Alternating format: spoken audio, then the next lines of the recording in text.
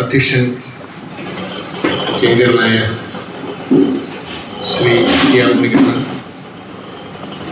സ്വാഗതം ആശംസിച്ച ശ്രീ പ്രേംരാജ്, ഇവിടെ ഉദ്ഘാടനം നിർവഹിച്ച ബഹുമാന്യനായ ശ്രീ കെ വി അബ്ദുൽ ഖാദർ, വേദിയിലുള്ള Divya Devayani, Moosa M V T, Balan Chunkath, Shanmukhan, Suja Antony, E Kumaran, മറ്റ് പ്രിയമുള്ളവരെ,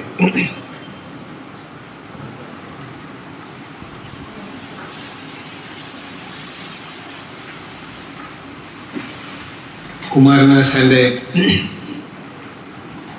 ചരമശതാബ്ദി ആചരിച്ചുകൊണ്ട് പ്രൊഫസർ എം കെ സാനു ചെയർമാനായിട്ടുള്ള ഒരു ആചരണ കമ്മിറ്റി സംസ്ഥാന തലത്തിൽ കഴിഞ്ഞ ഏതാനും മാസങ്ങളായി പ്രവർത്തിച്ചു വരികയാണ്. കേരളത്തിലെ സാഹിത്യ സാംസ്കാരിക രംഗങ്ങളിലുള്ള ഒട്ടേറെ പ്രമുഖ വ്യക്തിത്വങ്ങൾ ഇതിനോട് ചേർന്നുകൊണ്ട് ഈ ആചരണ പ്രവർത്തനത്തിൻ്റെ ഭാഗമായി മുൻകൈയെടുത്ത് പ്രവർത്തിച്ചുകൊണ്ടിരിക്കുകയാണ്. വിവിധ ജില്ലകളിൽ ആചരണ പരിപാടികൾ നടന്നു വരുന്നു.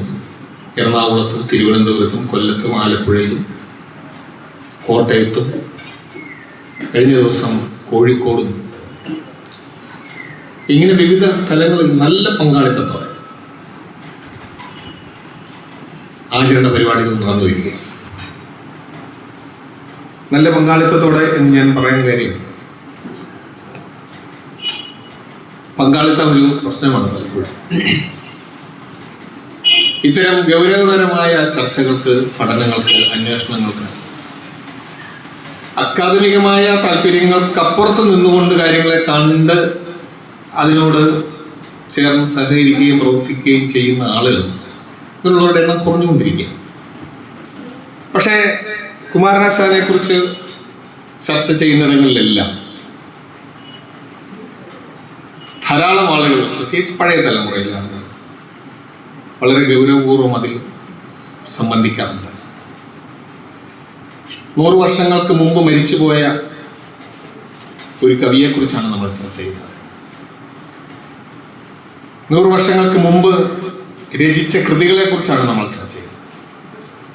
100 വർഷങ്ങൾക്ക് മുമ്പ് രചിക്കപ്പെട്ട എത്ര കൃതികൾ ഇന്ന് ഗൗരവപൂർവ്വം വായിക്കപ്പെടുന്നുണ്ട്, എത്ര സാഹിത്യകാരന്മാരെ കുറിച്ച് നമ്മൾ ചർച്ച ചെയ്യുന്നുണ്ട് എന്ന് ആലോചിച്ചാൽ വളരെ കുറച്ചേ ഉള്ളൂ. അതെന്താണ്? അവരാരെങ്കിലും പ്രതിഭയിൽ കുറവുള്ളവരായിരുന്നോ? കവിത്രയങ്ങളെ കുറിച്ച് സാർ ഇവിടെ സൂചിപ്പിച്ചു. പ്രതിഭയിൽ ആരും മോശക്കാരല്ല. നല്ല പണ്ഡിതന്മാരും നല്ല സർഗശേഷിയുള്ളവരുമായ ധാരാളം സാഹിത്യകാരന്മാർ, കവികൾ അക്കാലത്തുണ്ടായിരുന്നു. പക്ഷേ അവർക്കാർക്കുമില്ലാത്ത ഒരു പ്രാധാന്യം കുമാരനാശാന് കേരളത്തിലെ ജനങ്ങൾ കൽപ്പിക്കുന്നുണ്ട്. അതെന്താണെന്ന് മനസ്സിലാക്കുമ്പോഴാണ് ആശാന്റെ പ്രാധാന്യം, അതിന്റെ പ്രസക്തി നമ്മൾ തിരിച്ചറിയുക. 15 വർഷങ്ങൾക്ക് മുമ്പാണ് വീണപൂവിന്റെ ശതാബ്ദി ആചരണം നടന്നത്. ഒന്നും സംസ്ഥാനത്ത് ഇതുപോലെ കുറേയേറെ സ്ഥലങ്ങളിൽ ആചരണ പരിപാടികൾ നടന്നില്ല. അന്ന് തൃപ്പൂണിത്തറയിൽ ഒരു രാവിലെ മുതൽ വൈകുന്നേരം വരെ 2 സെഷനായ ഒരു ചർച്ചാ പരിപാടി നടന്നു, ഒരു സെമിനാർ. ആ സെമിനാറിൽ രാവിലത്തെ സെഷനിൽ വിഷയാവതരണം നടത്തി പങ്കെടുത്തത് കേരളത്തിലെ ഒരു കവിയാണ്. അദ്ദേഹം ഒരു കോളേജ് അധ്യാപകനുമാണ്, എൻ്റെ ഒരു സുഹൃത്തുമാണ്. അന്ന് അദ്ദേഹം വിഷയം അവതരിപ്പിച്ചുകൊണ്ട് ആദ്യമേ സംസാരിച്ച അഭിപ്രായം കേട്ട്, പ്രസംഗം തുടങ്ങുന്നത് അഭിപ്രായം കേട്ട് ഞാൻ ഞെട്ടിപ്പോയി.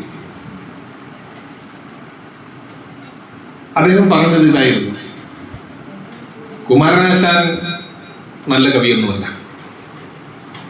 ആശാൻ നല്ല കവിയല്ല എന്ന് പറയാൻ അർത്ഥം സ്വാതന്ത്ര്യമൊന്നുമില്ല. ആശാൻ ഈഴവനായതുകൊണ്ടാണ് നല്ല കവി എന്ന നിലയിൽ ആളുകൾ ചർച്ച ചെയ്യുന്നത്. അപ്പോൾ ആദ്യം പറഞ്ഞതിനേക്കാൾ കുറച്ച് ഗൗരവമുള്ള അഭിപ്രായമാണ് രണ്ടാമത് വന്നത്. ഇങ്ങനെ അദ്ദേഹം വിഷയാവതരണം നടത്തി ചർച്ച ചെയ്ത് അങ്ങോട്ട് ഇരുന്ന് കഴിഞ്ഞപ്പോൾ ഇതേപോലുള്ള സദസ്സിൽ ഒരു പ്രായമായ മനുഷ്യൻ എഴുന്നേറ്റിട്ട് ചോദിച്ചു, സാർ, ആശാൻ നല്ല കവിയല്ല എന്നങ്ങ് പറഞ്ഞല്ലോ, എന്താണ് അതിൻ്റെ കാരണം?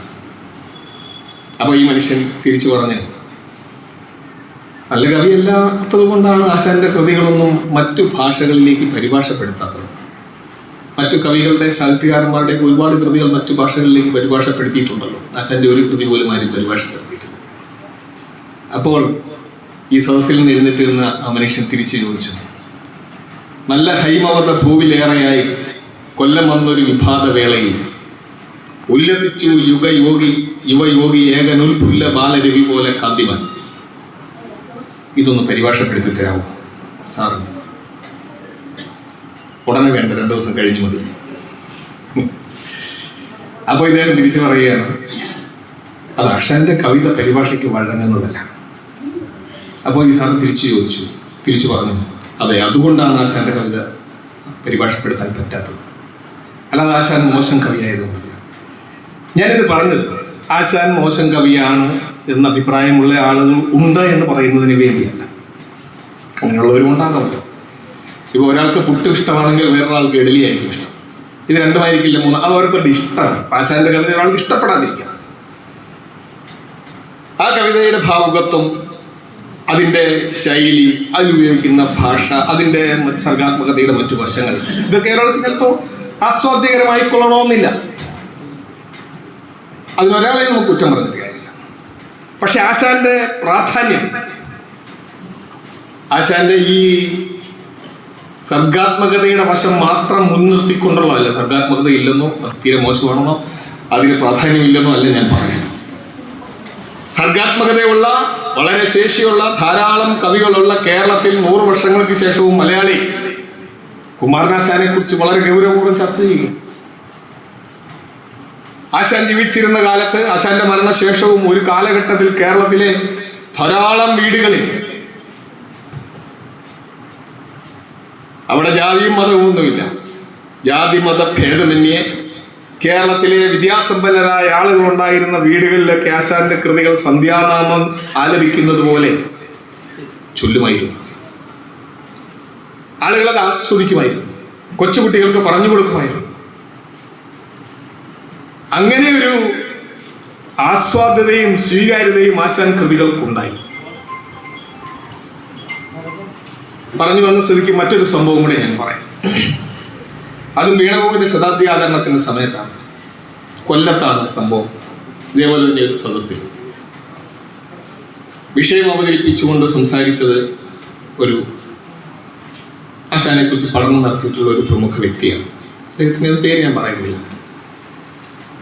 അദ്ദേഹം വിഷയാവതരണം നടത്തി ഇരുന്ന് കഴിഞ്ഞപ്പോൾ മറ്റൊരു കോളേജ് അധ്യാപകൻ, ഞാൻ മുമ്പ് പറഞ്ഞത് ഒരു കോളേജ് അധ്യാപകനെ കുറിച്ച്, ഒരു കോളേജ് അധ്യാപകൻ, മലയാളം പഠിപ്പിക്കുന്നവരാണ് ഇവരെല്ലാം.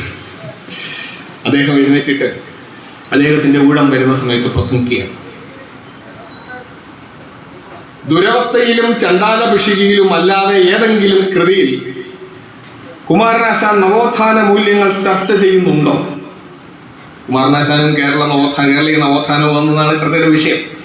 ദുരവസ്ഥയിലും ചണ്ടാല ഭിഷികയിലും അല്ലാതെ മറ്റേതെങ്കിലും കൃതിയിൽ കുമാരനാശാൻ നവോത്ഥാന മൂല്യങ്ങൾ ചർച്ച ചെയ്യുന്നുണ്ടോ? ഇല്ലെന്നാണ് എൻ്റെ അഭിപ്രായം. അങ്ങനെ ഉണ്ട് എന്ന് വിഷയാവതാരകൻ അഭിപ്രായം ഉണ്ടെങ്കിൽ അദ്ദേഹം അത് പറഞ്ഞിട്ടേ ഇവിടുന്ന് പോകണം.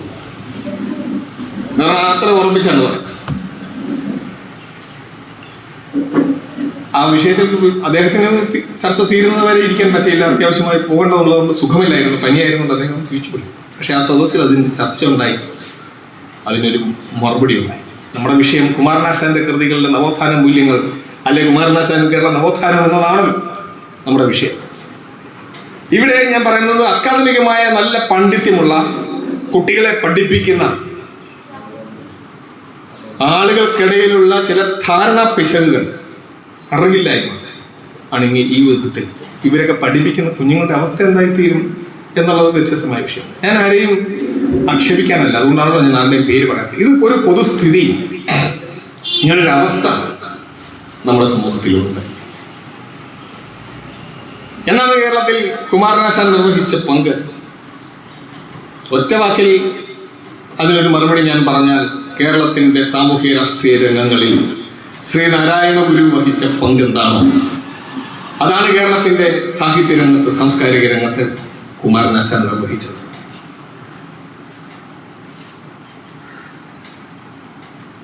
ശ്രീനാരായണ ഗുരു കേരളത്തിൻ്റെ നവോത്ഥാന മണ്ഡലം, കേരളത്തിൻ്റെ സാമൂഹ്യ മണ്ഡലത്തിൽ എന്ത് പ്രവർത്തനമാണ് ചെയ്തത്? എന്താണ് നിർവഹിച്ചത്? കേരളത്തിൽ നവോത്ഥാനമേ നടന്നിട്ടില്ല എന്ന് പറയുന്ന ആളുകളുണ്ട്. കേരളത്തിൽ നവോത്ഥാനം നടന്നിട്ടില്ല, മതപരിഷ്കരണമാണ് നടന്നത്. ഗുരു ക്ഷേത്രങ്ങൾ പ്രതിഷ്ഠിക്കുക, ദൈവത്തെ പ്രതിഷ്ഠിക്കുകയാണ് ചെയ്ത്, വിളക്ക് പ്രതിഷ്ഠിച്ചു എന്നൊക്കെ പറഞ്ഞു. ഇങ്ങനെ ആരാധനയുമായി ബന്ധപ്പെട്ട മതസംബന്ധമായ പ്രവർത്തനങ്ങളിൽ നിന്നുകൊണ്ട് ജാതി ഇല്ലാതാക്കിയ ഒരു പരിഷ്കരണപരമായ പ്രവർത്തനങ്ങൾ, മതത്തെ നവീകരിക്കുന്ന പ്രവർത്തനമാണ് ഗുരു നടത്തിയത് എന്ന നിലയിൽ ഗുരുവിൻ്റെ പ്രവർത്തനത്തെ ചുരുക്കി കാണുന്ന ഒരു പുതിയ ആഖ്യാന രീതി, പഠന രീതിയൊക്കെ ഉണ്ട് ആളുകൾ അവതരിപ്പിക്കാറ്. അവിടെ ഈ പറഞ്ഞത് നവോത്ഥാനം എന്താണ് എന്ന് മനസ്സിലാവാത്തതിൻ്റെ പ്രശ്നം. അതിനവർ ഉദാഹരണമായി പറയുന്നത് എന്താ? യൂറോപ്യൻ നവോത്ഥാനത്തിൽ പള്ളിയെ വെല്ലുവിളിച്ചുകൊണ്ട്, മതത്തെ നിഷേധിച്ചുകൊണ്ട്, യുക്തിചിന്തയുടെയും ശാസ്ത്രത്തിൻ്റെയും പതാക ഉയർത്തിപ്പിടിച്ചുകൊണ്ട് ജനങ്ങൾ അതിശക്തമായ മതവിരുദ്ധ മുന്നേറ്റമായാണ് നവോത്ഥാനത്തിലേക്ക് വന്നത്. കേരളത്തിൽ അങ്ങനെ ഉണ്ടായില്ല. പക്ഷെ കേരളത്തിലും യൂറോപ്പിലും നടന്ന ഒരു പൊതുവായ കാര്യം, അത് കേരളത്തിലും യൂറോപ്പിലും മതകേന്ദ്രിതമായിരുന്ന പഴയ സമൂഹത്തെ, ഫ്യൂഡൽ സമൂഹത്തെ മാറ്റിക്കൊണ്ട് മനുഷ്യ കേന്ദ്രിതമായി പുനഃസൃഷ്ടിച്ചു. മതകേന്ദ്രിതമായി നാരായണ ഗുരുസ്വാമികളും കുമാരനാശാനും ഒക്കെ ജീവിച്ചത് തിരുവിതാംകൂറിലാണ്. തിരുവിതാംകൂർ ഇന്ത്യയിലെ ഏറ്റവും മാതൃകയായ ഹിന്ദു രാഷ്ട്രമാണ് എന്നായിരുന്നു അക്കാലത്ത് തിരുവിതാംകൂറിലെ ദിവാൻ അടക്കമുള്ള ആളുകൾ അവകാശപ്പെട്ടിരുന്നത്. ഹിന്ദുധർമ്മം പരിക്കുകൾ കൂടാതെ പരിപാലിക്കുന്ന ഇന്ത്യയിലെ ഏക രാഷ്ട്രം എന്നാണ് പറഞ്ഞത്. അവിടെ ആണ് ഗുരു പ്രവർത്തിച്ചത്. 1888 അരുവിപ്പുറത്ത് ആ പുഴയിൽ ഇറങ്ങി ഒരു കല്ലെടുത്തു കൊണ്ടുവന്ന് അവിടെ പ്രതിഷ്ഠിച്ചിട്ട് പറഞ്ഞു, ഇത് ശിവനാണ്. ജാതിഭേദമില്ലാതെ, മതദ്വേഷമില്ലാതെ മുഴുവൻ ആളുകളും ഒരുമിക്കുന്ന കേന്ദ്രമാണിത്. സോദരത്തേന വാഴുന്ന മാതൃകാസ്ഥാനമാണ്. ഇതാണ് മാതൃകാസ്ഥാനമാണ് എന്നാണ് പറഞ്ഞത്. അപ്പൊ ഇതാണ് മാതൃക. ജാതിഭേദമില്ലാതെ, മതവിദ്വേഷമില്ലാതെ മുഴുവൻ ആളുകളും സഹോദരന്മാരായി വാഴുന്ന സ്ഥലമാണിത്. ഇതാണ് മാതൃക. സാഹോദര്യം എന്നൊക്കെ പറയുന്നത് നമ്മുടെ നാട്ടിൽ ഒരു കാലത്ത് കുറ്റമായിരുന്നു. ഇപ്പൊ നമ്മളെല്ലാവരും സമന്മാരാണ്. മതഭേദമില്ലാതെ, ജാതിഭേദമില്ലാതെ നമ്മൾ ഒരുമിച്ചിരിക്കുന്നു. എല്ലാ ഇന്ത്യക്കാരും എൻ്റെ സഹോദരന്മാരാണെന്ന് നമ്മുടെ കുഞ്ഞുങ്ങൾ എല്ലാ ദിവസവും പ്രതിജ്ഞ സ്കൂളിൽ ചൊല്ലും. അപ്പൊ സാഹോദര്യം എന്നത് ജനാധിപത്യത്തിന്റെ ഒരു ഒഴിവാക്കാനാവാത്ത ആ ജനാധിപത്യ ബോധത്തിന്റെ ഏറ്റവും നിർണായകമായ ഒരു ഘടകമാണ്. മനുഷ്യകുലത്തിൽ ജനിച്ച മുഴുവൻ ആളുകളും എൻ്റെ സഹോദരന്മാരാണ്, സഹോദരിയാണ്. മുമ്പ് അങ്ങനെ ഒരു ധാരണ ഉണ്ടായിരുന്നു നമ്മുടെ സമൂഹത്തിൽ? ഉണ്ടായിരുന്നില്ല. ഈ സദസ്സിനോട് അതിന്റെ വിശദാംശങ്ങളൊന്നും ചർച്ച ചെയ്യേണ്ട കാര്യമില്ല എന്ന് എനിക്കറിയാം. സാന്ദർഭികമായി ചില കാര്യങ്ങൾ സൂചിപ്പിക്കാൻ വേണ്ടി അതിന്റെ ചില വശങ്ങൾ സൂചിപ്പിക്കുന്നു എന്ന് മാത്രമേ. ഇവിടെ നിലനിന്നിരുന്ന ഉച്ചനീചത്വങ്ങൾ എന്ന് പറയുന്നത് നമുക്ക് ഇന്ന് സങ്കല്പിക്കാൻ പറ്റുന്നതല്ല, ഇന്നത്തെ തലമുറയ്ക്കുന്നുള്ളതല്ല. നമ്മൾ എത്രയേറെ വായിച്ചാലും കേരളത്തിൽ നിലനിന്നിരുന്ന ജാത്യാചാരങ്ങളുടെ, ജാതിപരമായ ഉച്ചനീചത്വങ്ങളുടെ, സ്ത്രീ പുരുഷനും സമത്വത്തിനൊക്കെ എതിരായി നിലനിന്നിരുന്ന, സ്ത്രീകളെ മനുഷ്യരായി തുല്യനിലയിൽ പരിഗണിക്കാതിരുന്ന ആ പഴയ കാലത്തെ മൂല്യ സങ്കല്പങ്ങൾ ഫ്യൂഡൽ സമൂഹത്തിൽ എല്ലായിടത്തും അങ്ങനെയാണ്. അപ്പൊ ഒരു സമൂഹത്തിൽ ഏറ്റവും പ്രധാനപ്പെട്ട ആൾ രാജാവായിരിക്കും. രാജാവിനെ രാജാവാക്കിയത് ദൈവമാണ് രാജാവിനെ ഈ നിലയിൽ സൃഷ്ടിച്ചത്, അധികാരം കൊടുത്തിട്ടുള്ളത്. കഴിഞ്ഞ ജന്മത്തിൽ അദ്ദേഹം ചെയ്ത നല്ല കാര്യങ്ങളുടെ പ്രതിഫലമായി ഈ ജന്മത്തിൽ അദ്ദേഹത്തിന് ലഭിച്ചിട്ടുള്ള ഒരു വലിയ നേട്ടമാണ്. അപ്പൊ അങ്ങനെയൊക്കെയാണല്ലോ ഇത്തരം വിശ്വാസങ്ങൾ വരുന്നത്. അപ്പൊ ഈ വിശ്വാസങ്ങളുടെ അടിസ്ഥാനം എന്താ? അത് മതവിശ്വാസം. അതിനെ അടിസ്ഥാനപ്പെടുത്തിക്കൊണ്ടാണ് ഈ സങ്കല്പങ്ങളെല്ലാം വന്നിട്ടുള്ളത്. അപ്പോ അധസ്ഥിതനാക്കി മാറ്റിയത്, തീണ്ട ജാതിക്കാരനാക്കി മാറ്റിയത്, അവരെ അങ്ങനെ ജനിപ്പിച്ചത്, തോട്ടിയാക്കി ജനിപ്പിച്ചത്, അത് ഈശ്വരനാണ്. അതുകൊണ്ട് തന്നെ ഈ വ്യവസ്ഥിതിക്കെതിരെ ചിന്തിക്കാൻ പറ്റില്ല. ഈ വ്യവസ്ഥിതിക്കെതിരെ ചിന്തിച്ചാൽ പോലും ദൈവത്തിന് അത് മനസ്സിലാവും, മനസ്സിൽ പോലും ചിന്തിക്കാൻ പറ്റില്ല. അപ്പൊ ആ രീതിയിൽ മനുഷ്യർ ഈ ജാത്യാചാരങ്ങളെ മുഴുവൻ പാലിച്ച് വീഴ്ച കൂടാതെ പാലിച്ചു നിലനിർന്നിരുന്നു. അക്കാലത്ത് സമത്വം എന്നത് സങ്കല്പിക്കാൻ പറ്റുമായിരുന്നില്ല. സമത്വം എന്ന വാക്ക്, അങ്ങനെ സങ്കല്പം മനുഷ്യർക്കുണ്ടായിരുന്നില്ല. പിന്നെ രാവിലെ ഞാനവിടെ സംസാരിച്ചെടുത്ത് പറഞ്ഞ ഒരു ഉദാഹരണം കൂടി ഇവിടെ ഓർമ്മയിൽ വന്നതുകൊണ്ട് പറഞ്ഞു. മഹാകവി കുമാരനാശാൻ എഴുതിയിട്ടുണ്ട്, തൊട്ടുകൂടാത്തവർ തീണ്ടിക്കൂടാത്തവർ, ദൃഷ്ടിയിൽപ്പെട്ടാൽ ദോഷമുള്ളവർ. ദൃഷ്ടിയിൽപ്പെട്ടാൽ, കണ്ണിൽ കണ്ടാൽ അവർ ദോഷമുണ്ടാക്കും എന്നാണ്. അപ്പോൾ ഇത് കവിത ഞാൻ പഠിക്കുന്ന കാലത്ത് ഞാൻ സത്യസന്ധമായും വിചാരിച്ചിരുന്നത് ഈ കവികൾ ഏതൊരു കാര്യങ്ങളും ഇത്തിരി അതിശയോക്തി കലർത്തി അതിഭാവുകത്വത്തോടെ അവതരിപ്പിക്കും, അങ്ങനെ പറഞ്ഞതായിരിക്കും എന്നാണ് വിചാരിക്കുന്നത്. കാരണം ദൃഷ്ടിയിൽപ്പെട്ടാൽ ഒരാൾ അങ്ങനെ അശുദ്ധമാകുന്ന അത് അത്രമാത്രം ശാസ്ത്രവിരുദ്ധം അങ്ങനെ ഉണ്ടാകുക അസാധ്യമാണ്. അങ്ങനെയാണ് നമ്മൾ വിചാരിക്കുന്നത്. പക്ഷേ ഈ തിരുവിതാംകൂറിൽ നായാടി സമുദായത്തിൽ വരുന്ന ആളുകളെ കണ്ണിൽ കണ്ടാൽ കാണുന്നവൻ അശുദ്ധമാകുമെന്നായിരുന്നു വിശ്വാസം. അതുകൊണ്ട് നായാടി സമുദായത്തിൽ വരുന്ന ആളുകൾക്ക് പകൽ വെളിച്ചത്തിൽ ഇറങ്ങി നടക്കാൻ പറ്റില്ല. പകൽ വെളിച്ചത്തിൽ അവർ ഇറങ്ങി നടന്ന് മറ്റൊരാളുടെ കണ്ണിൽ അയാൾ പെട്ടാൽ അവരെ കല്ലെറിഞ്ഞ് കൊല്ലുമായിരുന്നു. ഈ വിഷയത്തെക്കുറിച്ച് ഒരു പുസ്തകം ഇറങ്ങിയിട്ടുണ്ട്, ഒരു ജയമോഹൻ എഴുതിയൊരു നോവൽ, 100 സിംഹാസനങ്ങൾ എന്നാണ്. അതിൽ നായാടികളുടെ ജീവിതാവസ്ഥയെക്കുറിച്ച് വളരെ ദയനീയമായ നിലയിൽ വിശദീകരിക്കുന്നുണ്ട്. അവർ പകലിറങ്ങില്ല, കാടുകളിൽ പറമ്പുകളിലൊക്കെ കുഴി കുത്തി ഇങ്ങനെ മണ്ണിൽ കിടക്കും. രാത്രി ഇരുട്ട് വീണ് കഴിയുമ്പോൾ അതൊക്കെ പുറത്തിറങ്ങും, അമ്മയും കുഞ്ഞുങ്ങളും അച്ഛനും ഒക്കെ. എന്നിട്ട് വെളിച്ചമുള്ളിടത്തേക്ക് വരില്ല, ഇറങ്ങി നടന്ന് വീടുകളുടെ പറമ്പുകളുടെ പിന്നാമ്പുറങ്ങളിലൂടെയൊക്കെ നടന്ന് ഉച്ഛിഷ്ടങ്ങളും കയ്യിൽ കിട്ടുന്ന ജീവികളെ എല്ലാം പിടിച്ച് തിന്ന് ഇങ്ങനെയാണ് ജീവിക്കുന്നത്. അവർ സർക്കാരിന്റെ രേഖകളിൽ നിന്ന് അവരുടെ പേരിലെ രജിസ്ട്രേഷൻ ഒന്നുമില്ല, അങ്ങനെ ജീവിച്ചിരുന്ന ഒരു സമൂഹം. അപ്പൊ അങ്ങനെയുള്ള ആളുകളെ മനുഷ്യരായി കണ്ടിരുന്നില്ല, മൃഗങ്ങൾക്ക് തുല്യമായാണ് അവർ ജീവിച്ചിരുന്നത്. ഒരു അവസ്ഥ ഉണ്ടായിരുന്നു. അങ്ങനെ നോക്കിയാൽ ഇവിടെ നിലനിന്നിരുന്ന ജാതിപരമായ ഉച്ചനീചത്വങ്ങൾ, അതിൻ്റെ ഒരു അനീതി എന്ന് പറഞ്ഞാൽ ഭയാനകം. നമുക്കത് വിഭാവനം ചെയ്യുക എളുപ്പമല്ല. ഒരു വ്യക്തിയുടെ ജീവിതവുമായി ബന്ധപ്പെട്ട സകല കാര്യങ്ങളും മുൻകൂർ നിശ്ചയിക്കപ്പെട്ടതാണ്. ഒരാൾ എങ്ങനെ മുടി മുറിക്കണം, ഒരാൾ എങ്ങനെ വസ്ത്രം ധരിക്കണം, ഒരാൾ എങ്ങനെ നടക്കണം, എന്ത് ഭാഷ സംസാരിക്കണം, എങ്ങനെ വീട് നിർമ്മിക്കണം, ഇങ്ങനെയൊക്കെയുള്ള വ്യവസ്ഥ ഉണ്ടായിരുന്നു നാട്ടിൽ. ആ വ്യവസ്ഥകൾ ഉണ്ടായിരുന്നോ ലംഘിക്കാൻ പാടില്ലാത്ത വ്യവസ്ഥകൾ. ഒരു പുസ്തകമുണ്ട്, 19-ാം നൂറ്റാണ്ടിലെ കേരളം, ഭാസ്കരനുണ്ണി എഴുതിയ പുസ്തകം, വലിയ പുസ്തകം, 1000-ലേറെ പേജുകളുള്ള വലിയൊരു പുസ്തകം. ആ പുസ്തകത്തിൽ ആ എഴുത്തുകാരൻ ഭാസ്കരനുണ്ണി ഈ ജാതി വ്യവസ്ഥയുമായി ബന്ധപ്പെട്ട അദ്ദേഹത്തിന്റെ വിശകലനങ്ങളും പഠനങ്ങളുമായിട്ട് ഒന്നും അവതരിപ്പിക്കുന്നില്ല. അദ്ദേഹം ശേഖരിച്ച ഡേറ്റകൾ മാത്രമാണ് അതിൽ അവതരിപ്പിച്ചിരിക്കുന്നത്, ഡേറ്റകൾ മാത്രം. കേരളത്തിൽ നിലനിന്നിരുന്ന ആചാരങ്ങൾ എന്തൊക്കെയാണ്? പുസ്തകം തുടങ്ങുന്നത് ആഹാരം, ആചാരം, 2ാമത്തെ ചാപ്റ്റർ ഗൃഹനിർമ്മാണം, ഇങ്ങനെ 4-5 ചാപ്റ്ററുകളുണ്ട്. ഭക്ഷണം, വസ്ത്രം, ഇതൊക്കെ. അപ്പൊ ഈ രീതിയിൽ കൊടിയ ജാത്യാചാരങ്ങൾ നിലനിന്നിരുന്ന ഈ സമൂഹത്തിൽ ഇതിനെ മാറ്റിമറിക്കാൻ വേണ്ടി പ്രവർത്തിച്ച ശ്രീനാരായണ ഗുരു, അദ്ദേഹം അരുവിപ്പുറത്ത് ക്ഷേത്രം സ്ഥാപിച്ചിട്ട് ഇവിടെ എല്ലാ ആളുകൾക്കും വരാം, ഇവിടെ വരുന്നവരെല്ലാം സഹോദരന്മാരാണ്, മനുഷ്യനെ സഹോദരന്മാരായി കാണുന്നത്. ഇവിടെ ഒരു പ്രത്യേകതയുണ്ട്. ഈ അരുവിപ്പുറത്ത് സ്ഥാപിക്കപ്പെട്ടത് മനുഷ്യകേന്ദ്രിതമായ ഒരു സമീപനമുള്ള ഒരു സ്ഥാപനമാണ്. സ്വാതന്ത്ര്യം, സമത്വം, സ്വാഹോദര്യം, ഫ്രഞ്ച് വിപ്ലവത്തിന്റെ മുദ്രാവാക്യം. മനുഷ്യർക്കിടയിലെ സ്വാതന്ത്ര്യം, മനുഷ്യന്റെ സമത്വം, സാഹോദര്യം. സ്വാതന്ത്ര്യം എന്നത് പഴയ സമൂഹത്തിൽ, ഫ്യൂഡൽ സമൂഹങ്ങളിൽ ഉണ്ടായിരുന്നില്ല.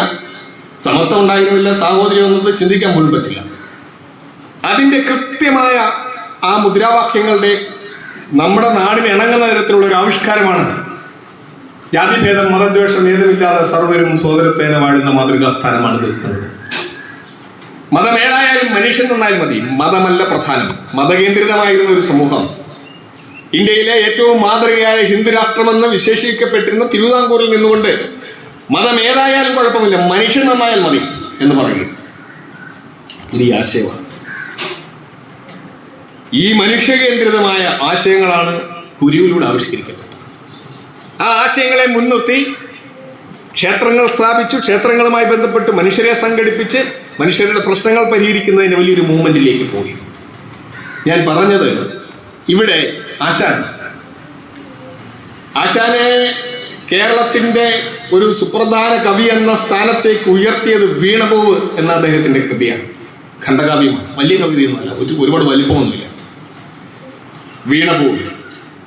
വീണപൂവിനെ കുറിച്ച് സാനുമാഷ് എഴുതിയിട്ടുണ്ടിരിക്കുന്നു. വീണപൂവിന്റെ രചനയിലൂടെ കുമാരനാശാൻ കേരളത്തിലെ കവികളോട് ഒരു അലംഘനീയമായ കൽപ്പന പുറപ്പെടുവിക്കുകയായിരുന്നു. മേലിൽ കവിത എഴുതുന്ന ഏതൊരാളും ഇതേ മാതൃകയിലെ എഴുതാൻ പറ്റും, എഴുതാവൂ, ലംഘിക്കാൻ പറ്റാത്ത ഒരു കൽപ്പന. ഞാനിത് പറയുമ്പോൾ എന്താണ് അതുകൊണ്ട് ഉദ്ദേശിച്ചത്? അതിനു മുമ്പ് അങ്ങനെ ഒരു കവിത കേരളത്തിൽ ഉണ്ടായിട്ടില്ല. അതിനു മുമ്പുള്ള കവിതകൾ മഹാകാവ്യ പ്രസ്ഥാനങ്ങളൊക്കെ ഉണ്ടല്ലോ. ഭക്തി പ്രസ്ഥാനവുമായി ബന്ധപ്പെട്ട കവിതകൾ, അല്ലെങ്കിൽ വെൺമണി പ്രസ്ഥാനം, ഇങ്ങനെയുള്ള ഒരുപാട് കാവ്യ സമ്പ്രദായങ്ങളും പ്രസ്ഥാനങ്ങളും ഒക്കെ ഉണ്ടായിരുന്നു. അവിടെങ്ങളിലൊക്കെ നമ്മൾ പഴയ കാലത്ത് മുഴുവൻ ശ്രദ്ധിച്ചാൽ അറിയാൻ പറ്റും, അവിടെയൊക്കെ ആവിഷ്കരിച്ചിട്ടുള്ള കവിതകളൊക്കെ തന്നെ മഹാകാവ്യങ്ങളെല്ലാം രാജാക്കന്മാരുടെ ജീവിതവും അവരുടെ അപദാനങ്ങളും അതുമായി ബന്ധപ്പെട്ട കാര്യങ്ങളാണ് അവതരിപ്പിക്കുന്നത്. എല്ലാ മഹാകാവ്യങ്ങളും പഴയ കാലത്ത് അവിടെ ശ്രദ്ധിച്ചാൽ അറിയാൻ പറ്റും, അന്നത്തെ സാമൂഹ്യ വ്യവസ്ഥിതി നിലനിന്നിരുന്ന ജന്മിത്ത വ്യവസ്ഥിതിയുടെ രാജവാഴ്ചയുടെ മൂല്യസങ്കല്പങ്ങളെ സംരക്ഷിക്കുന്ന, ആ മൂല്യങ്ങൾക്ക് ഇണങ്ങുന്ന, അതിനെ അരക്കിട്ടുറപ്പിക്കുന്ന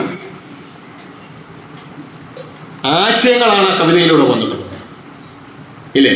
രാജാവിനെ കേന്ദ്രമാക്കിയിട്ടുണ്ട്, രാജവാഴ്ചയെ, അതിൻ്റെ പ്രാധാന്യം, അതിൻ്റെ രാജഭക്തിയൊക്കെയാണ് അതിൻ്റെ ഏറ്റവും പ്രധാനപ്പെട്ട വികാരങ്ങളായി ആ കവിതകൾക്ക് ഉൾക്കിടക്കുന്നത്. ഉദാഹരണങ്ങളിലേക്ക് ഞാൻ പോകുന്നില്ല.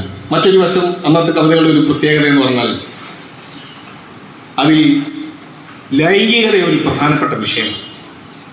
ലൈംഗികത പഴയ കാലത്തെ കവിതകൾ പ്രണയവുമാണ്.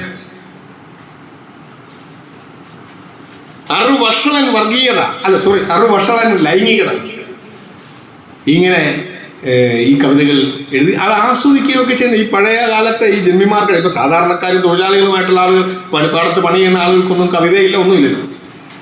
അത്യാവശ്യം ജീവിക്കാൻ ചുറ്റുപാടുള്ള പ്രമാണികളായിട്ടുള്ള ആളുകളുടെ ജീവിത വ്യവഹാരങ്ങൾക്കിടയിൽ 3 നേരത്തെ ഭക്ഷണവും പിന്നെ മറ്റ് അവരുടെ ശൃംഗാര ഏർപ്പാടുകൾക്കൊക്കെ ഇടയിൽ ഒരുമിച്ചിരുന്ന് വെടി പറയുമ്പോൾ അക്ഷരശ്ലോകം ചൊല്ലാൻ, ഇതേപോലുള്ള കാര്യങ്ങളുടെ സന്ദർഭങ്ങളിൽ പാണ്ഡിത്യം വെളിവാക്കാൻ വേണ്ടിയും പരസ്പരം ആഘോഷിക്കാനും ആസ്വദിക്കാനും വേണ്ടിയൊക്കെയാണ്, കേവലമായ ആസ്വാദനം, അതിനുവേണ്ടിയാണ് ഇത്തരം കവിതകൾ ഉണ്ടായിട്ടുള്ളത്. അതായിരുന്നു അന്നത്തെ ഈ കവിതയുടെ ഉപയോഗം എന്ന് പറയുന്നത്. അല്ലാതെ ഈ സമൂഹത്തെ മൂല്യ സംസ്കരണം നടത്തുക, സമൂഹത്തെ മെച്ചപ്പെടുത്തുക, അങ്ങനെയൊന്നുമില്ല. ആ വിധത്തിൽ ഒരു വശത്ത് ആസ്വദിക്കുക, നിലനിൽക്കുന്ന വ്യവസ്ഥിതിയുടെ മൂല്യസങ്കല്പങ്ങൾക്ക് ഇണങ്ങി അത് ആസ്വദിച്ച് അതിന്റെ ഭാഗമായി ജീവിക്കുന്ന കുറച്ച് മനുഷ്യർ. ഇതായിരുന്നു ഇവിടെ കുമാരനാശാൻ കവിത എഴുതിയപ്പോൾ അതിൽ നിന്ന് വേറിട്ടൊരു രീതിയിലേക്കാണ്. ഇപ്പൊ നമ്മളറിയാം ഭക്തിപ്രസ്ഥാനത്തിന്റെ പ്രത്യേകത എന്താ? തീവ്ര ഭക്തിയാണ്. സാധാരണഗതിയിലുള്ള ഈശ്വരന് വേണ്ടി അങ്ങ് സമർപ്പിക്കുക. കുചേലന്റെയും കബീർദാസിന്റെയൊക്കെ കഥകളിൽ പറയുന്ന ആ പരിപൂർണമായി ഈശ്വരന് വേണ്ടി എല്ലാം സമർപ്പിക്കുന്ന ഡെഡിക്കേഷന്റെ പാരമ്യം അവതരിപ്പിക്കുക. അതല്ലെങ്കിലോ മറുവശത്ത് ലൈംഗികത, അതിൻ്റെ ഒരു എക്സ്ട്രീമിലേക്ക് പോകും. ഒരുപക്ഷെ ഇതിനെ രണ്ടിനെയും ഒരു അറുവഷളൻ എന്താണ് ഈ ലൈംഗികത എന്ന ആ ഒരു സംഗതിയോടുള്ള മനസ്സ് മടുപ്പ് കൂടിയാവാം ഒരുപക്ഷെ മറുവശത്ത് അത്രയും കടുത്ത ഈശ്വര ഭക്തിയെ ഒക്കെ ഒരു കവിതയുടെ വിഷയങ്ങളായി കൊണ്ടുപോകുന്നതിൻ്റെ പിന്നിലെ കാരണം. എന്തു തന്നെയാണ് പിന്നെ കാണാൻ പറ്റുന്ന ഒരു കാര്യം, ഈ ലൈംഗികതയും ഭക്തിയും തമ്മിൽ ചേർത്തുകൊണ്ടുള്ള, രതിയും ഭക്തിയും തമ്മിൽ ലയിപ്പിച്ചുകൊണ്ടുള്ള സാഹിത്യകൃതികളുണ്ട്. ഗീതാബോധനമൊക്കെ അങ്ങനെയാണ്. പക്ഷെ അന്നത്തെ കാലത്ത് നമുക്കറിയാൻ പറ്റും, അന്നത്തെ സ്ത്രീ പുരുഷ ബന്ധം നമ്മൾ കാണുന്ന സങ്കല്പത്തിലല്ല. സ്ത്രീ പുരുഷ ബന്ധം ആ കാലഘട്ടത്തിൽ പ്രണയം എന്ന് പറയുന്നത് നമ്മൾ ഇന്ന് പ്രണയം എന്ന് വിളിക്കുന്നതല്ല. അന്ന് അങ്ങനെ ഒരു പ്രണയമില്ല. ഉദാഹരണം പറഞ്ഞാൽ ഗീതാഗോവിന്ദത്തിൽ നമ്മുടെ രാധയുണ്ടല്ലോ, കൃഷ്ണന്റെ കാമുകി രാധ, വൃന്ദാവനത്തിലെ രാധ. എല്ലാ കാലത്തെയും പ്രണയത്തിന്റെ ഏറ്റവും വളരെ ശ്രേഷ്ഠമായ രൂപം എന്ന നിലയിലാണ് പറയാറുള്ളത്. പക്ഷെ രാധ കൃഷ്ണൻ മറ്റനേകം ഗോപികമാരുമായി ഒരുമിച്ച് രമിക്കുന്നതിൻ്റെയും ഒക്കെ കാഴ്ച കണ്ടിട്ട് കൃഷ്ണന്റെ വൈഭവത്തിൽ അതിശയം കൂറുന്ന രാധയെ അവതരിപ്പിക്കുന്നു. മനസ്സിലായി? സ്വന്തം കാമുകനെ കൃഷ്ണനെ ആ നിലയിൽ കാണുന്ന ആ രാധയ്ക്ക് കൃഷ്ണൻ മറ്റ് സ്ത്രീകളോടുമായി ആ വിധത്തിലുള്ള ബന്ധങ്ങൾ ഉണ്ടായി വരുന്നത്, അവരുമായി ചേർന്ന് അദ്ദേഹം രമിക്കുന്നതിലേക്ക് ഒട്ടും പരാതിയില്ലെന്ന് മാത്രമല്ല, പരാതി എന്ന് പറഞ്ഞാൽ വേറെ രീതിയിലുള്ള പരാതി ഭാവങ്ങളൊക്കെ ഉണ്ടാവും. പക്ഷെ ഒരു പ്രോബ്ലമായി വരുന്നില്ല, പ്രശ്നമായി വരുന്നില്ല. അത് അദ്ദേഹത്തിന്റെ ഒരു വൈഭവം എന്ന നിലയിൽ വരെ അവതരിപ്പിക്കും. ഇത് ഇങ്ങനെ വരുന്നത് എന്തുകൊണ്ടാണ്? ഇതൊരു കാലഘട്ടത്തിന്റെ മൂല്യസങ്കല്പമാണ്. ഒരു കാലഘട്ടം അങ്ങനെയായിരുന്നു, പഴയ ഒരു കാലഘട്ടം. നമുക്കറിയാം, അന്ന് ബഹുഭാര്യത്വമുണ്ട്, ബഹുഭർത്തൃത്വമുണ്ട്. ഈ കേരളത്തിൽ എത്രയോ ഒട്ടുമിക്ക സമുദായങ്ങളിലും ബഹുഭാര്യത്വവും ബഹുഭർത്തൃത്വവും നിലനിന്നിരുന്നു. സദാചാരത്തെക്കുറിച്ച് നമ്മൾ ഇന്ന് സങ്കല്പിക്കുന്നതേ അല്ല. കേരളത്തിൽ നിന്നല്ല, പൊതുവിൽ എല്ലായിടത്തും അങ്ങനെ. അപ്പൊ ഈ മോണോഗാമി, നമ്മൾ ഇന്ന് പറയുന്ന ഏക ഭാര്യ ഏക ഭർത്തൃ കുടുംബ സങ്കല്പം, ഭാര്യയും ഭർത്താവും ചേർന്നുകൊണ്ട് അവർ ഒരേ ഒരു ലൈംഗിക പങ്കാളി എന്ന ഒരു ധാരണയിൽ മുൻനിർത്തിക്കൊണ്ടുള്ള ഈ കാലഘട്ടത്തിൽ നമ്മളെല്ലാം അംഗീകരിക്കുന്ന, ഇന്ന് സമൂഹത്തിൽ ഏറ്റവും നേരെ സ്ഥാപിക്കപ്പെട്ടിട്ടുള്ള ആ ഒരു സദാചാര ബോധം എന്ന് മുതലാണ് നമ്മുടെ നാട്ടിൽ ഉണ്ടായതെന്ന് ചിന്തിക്കുമ്പോഴാണ് മനസ്സിലാകുന്നത്. ഇന്ന് ഒന്നിലേറെ പുരുഷന്മാരുമായി ബന്ധം പുലർത്തുന്ന, അല്ലെ ഒന്നിലേറെ സ്ത്രീകളുമായി ബന്ധം പുലർത്തുന്ന പുരുഷനല്ല സ്ത്രീ, അവരെ അവർ മോശമായിട്ടാണ് കാണാറുള്ളത്. പക്ഷെ പണ്ട് അങ്ങനെയല്ല. പഴയ മൂല്യബോധം അങ്ങനെ. നമ്മൾ ഇന്ന് പിതൃപുത്ര ബന്ധം, അച്ഛനും മകനും തമ്മിലുള്ള ബന്ധത്തെക്കുറിച്ച് പറയും. പണ്ടങ്ങനെയല്ല. ഇന്ന് അച്ഛന് കുടുംബത്തിലുള്ള സ്ഥാനം പണ്ടുണ്ടായിരുന്നില്ല, പണ്ട് അമ്മാവനായിരുന്നു. അതുകൊണ്ട് തന്നെ അമ്മയുടെ സ്ഥാനം ഇന്നുള്ളതല്ല, വ്യത്യസ്തമായിരുന്നു. മാതൃപുത്ര ബന്ധം എന്ന് പറയുന്നത് വ്യത്യസ്തമായിരുന്നു. ഇങ്ങനെ ഒരുപാട് സംഗതികളുണ്ട്. ഞാൻ പറഞ്ഞത് ഓരോ മൂല്യങ്ങൾ, സദാചാരം, ധാർമ്മികത, ബന്ധസങ്കല്പങ്ങൾ, ഇതൊക്കെ പറയുന്നത് ഓരോ കാലഘട്ടത്തിൻ്റെതാണ്, ചരിത്രനിഷ്ഠമാണ്. ഓരോ ചരിത്ര കാലഘട്ടത്തിലും ആ കാലഘട്ടത്തിൻ്റെതായ മൂല്യബോധമുണ്ട്, സദാചാരമുണ്ട്, ധാർമ്മികതയുണ്ട്, ബന്ധസങ്കല്പങ്ങളുണ്ട്. ഇത് സാഹചര്യങ്ങൾ മാറുന്നതിനനുസരിച്ച് മാറിക്കൊണ്ടിരിക്കും. അങ്ങനെ ഒരു മാറ്റം കേരളത്തിൽ നടന്നുകൊണ്ടിരുന്ന കാലഘട്ടത്തിലാണ് കുമാരനാശാൻ ജീവിച്ചത്. അദ്ദേഹത്തിന്റെ കൃതികളിൽ അതിമനോഹരമായി ഈ മൂല്യങ്ങളുടെ ട്രാൻസിഷൻ, ഈ പരിവർത്തനം നമുക്ക് കാണാൻ കഴിയും. ഒത്തിരി വിശദീകരണങ്ങളിലേക്ക് ഞാൻ പോകുന്നില്ല. ഇനി വീണപൂവിന് മുമ്പ് ആശാൻ എഴുതിയിട്ടുണ്ട്. ഇപ്പം എന്താണ്, ശ്രീബുദ്ധചരിതം അദ്ദേഹം എഴുതുന്നു. അതിന് മുമ്പ് സ്തോത്രകൃതികൾ ധാരാളം എഴുതുന്നുണ്ട്, പലതും എഴുതുന്നുണ്ട്.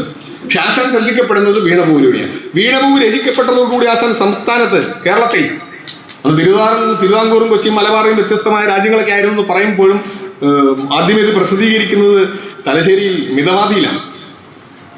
പിന്നീട് അത് പാഠപുസ്തകത്തിൽ വരുന്നു. AR രാജവർമ്മ ഇടപെട്ടതിന് ശേഷം പാഠപുസ്തകത്തിൽ വരുന്നു. അന്ന് ഇഴവ സമുദായത്തിൽ ജനിച്ച ഒരു മനുഷ്യൻ എഴുതുന്ന ഒരു കവിതയെ ആ നിലയിൽ ആരും അംഗീകരിക്കുമായിരുന്നില്ല. പക്ഷെ അന്നത്തെ സവർണ സമുദായത്തിൽ ജനിച്ച 2 പണ്ഡിതന്മാരായ ആളുകൾ ഈ കവിതയുടെ മഹത്വം കണ്ട് അത് എത്രയും പ്രധാനപ്പെട്ടതാണെന്ന് കണ്ടുകൊണ്ടാണ് അവരത് അച്ചടിക്കുന്നത്, പാഠപുസ്തകത്തിൽ കുഞ്ഞുങ്ങൾക്ക് പഠിക്കാൻ കൊടുക്കുന്നത്. അങ്ങനെയാണ് കുമാരനാശാൻ ആദ്യമേ ശ്രദ്ധിക്കപ്പെടുന്നത്. വീണപൂവ് ഉള്ളടക്കത്തിലേക്ക് ഞാൻ ഒരുപാട് പോകുന്നില്ല, മനസ്സിലാക്കാൻ വേണ്ടി 1-2 കാര്യങ്ങൾ പറയും.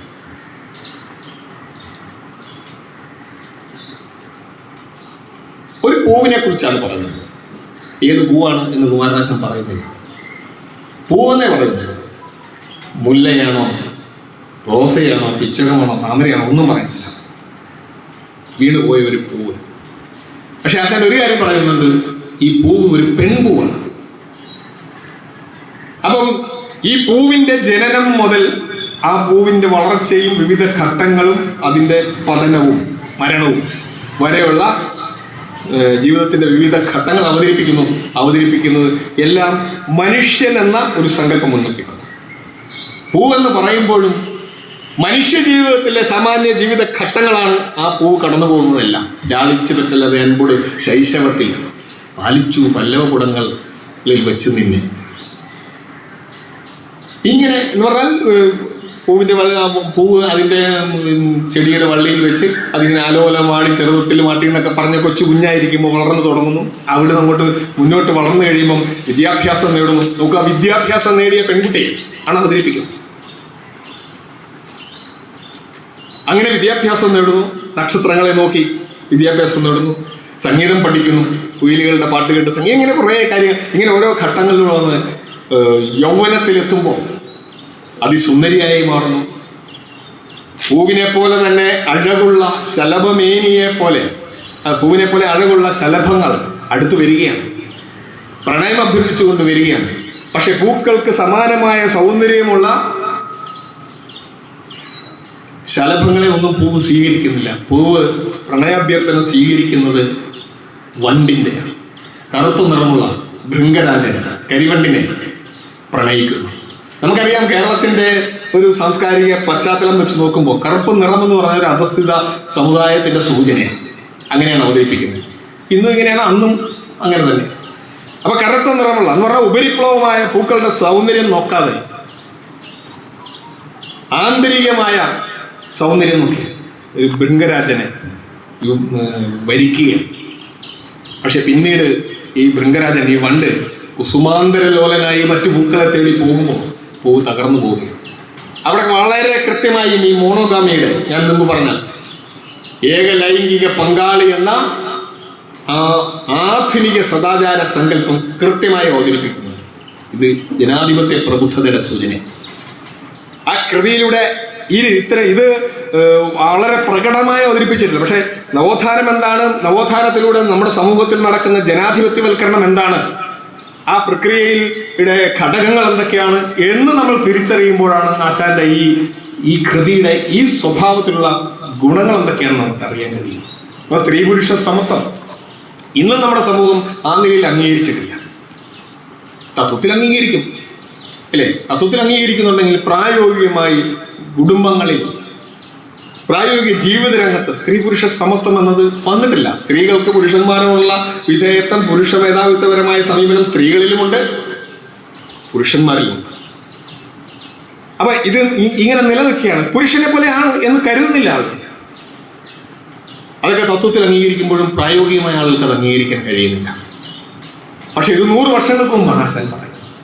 നമ്മൾ ആലോചിക്കണം, 1913 കുമാരനാശാൻ ഒരു ഗദ്യകൃതി ഹിന്ദിയിൽ നിന്ന് മലയാളത്തിലേക്ക് പരിഭാഷപ്പെടുത്തുന്നുണ്ട്. 1913 മൈത്രേയി എന്നാണ് ആ കൃതിയുടെ പേര്. അതൊരു നാടകമാണ്, ഉപനിഷത്തിനെ അടിസ്ഥാനപ്പെടുത്തിക്കൊണ്ടുള്ള ഒരു നാടകം. അതിൻ്റെ കഥാപാത്രമാണ് മൈത്രേയിയും യാജ്ഞവൽക്യനും ഗാർഗി തുടങ്ങിയ ആളുകൾ. അപ്പം ഈ മൈത്രേയി എന്ന് പറയുന്ന ആ നാടകം ഹിന്ദിയിൽ നിന്ന് മലയാളത്തിലേക്ക് പരിഭാഷപ്പെടുത്തിക്കൊണ്ട് കുമാരനാശാൻ ആ പുസ്തകത്തിന്റെ പ്രാധാന്യം എന്താണ് എന്ന് വിശദീകരിക്കുന്നുണ്ട്. തുടക്കത്തിൽ ആമുഖമായി അതിൽ വിശദീകരിക്കുന്ന ഇതാണ്: ഈ കൃതി വായിച്ചാൽ പ്രാചീന ഭാരതത്തിൽ സ്ത്രീകൾക്കുണ്ടായിരുന്ന മതസംബന്ധം എന്നാൽ നമ്മൾ പറയുന്ന പരമ്പരാഗത മതം എന്ന അർത്ഥമില്ല, അതും സാമൂഹികവുമായ വിഷയങ്ങൾ സ്ത്രീകൾക്കുണ്ടായിരുന്ന മേൽക്കൈയും ധാരണയും വ്യുൽപ്പത്തിയും ഒക്കെ തിരിച്ചറിയാൻ ഈ കൃതി സഹായിക്കും. എന്ന് പറഞ്ഞാൽ പഴയ കാലത്തെ കേരളത്തിലെ ഇന്ത്യയുടെ സമൂഹത്തിൽ സ്ത്രീകൾക്കുണ്ടായിരുന്ന പ്രാധാന്യം എന്തായിരുന്നു എന്ന് മനസ്സിലാക്കാൻ ഈ കൃതി പഠിച്ചാൽ പറ്റുമെന്നുള്ളത് കൊണ്ടാണ് ആശാൻ കഷ്ടപ്പെട്ട് അത് ഹിന്ദിയിൽ നിന്ന് മലയാളത്തിലേക്ക് പരിഭാഷപ്പെടുത്തത്. അപ്പോൾ സ്ത്രീകളുടെ ഉത്കർഷം എത്രമാത്രം അദ്ദേഹം അഭിലഷിച്ചിരുന്നു എന്ന് നമ്മൾ മനസ്സിലാക്കണം. 1913